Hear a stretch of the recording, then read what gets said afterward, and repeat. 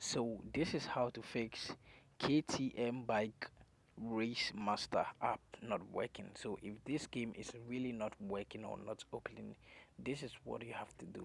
So first of all, go to your phone menu and also try to search for your settings app. After seeing it, just tap on it.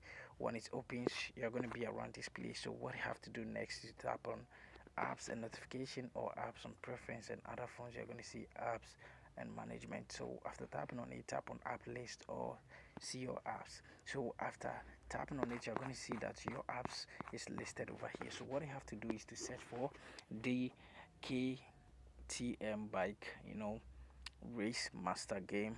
So in this video, I'm gonna use a demo app to replace the game.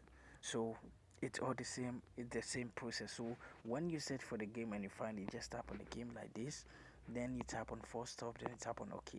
After that, tap on notifications, turn it on, make sure everything is on, and tap on mobile data and Wi-Fi or mobile data and restriction. Make sure it's turned on. I mean the background data. Make sure it's turned on or toggled on. After that, you check the permissions over here. Make sure every permission is allowed over here. To make sure the permissions of the KTM Bike Race Master permissions are on.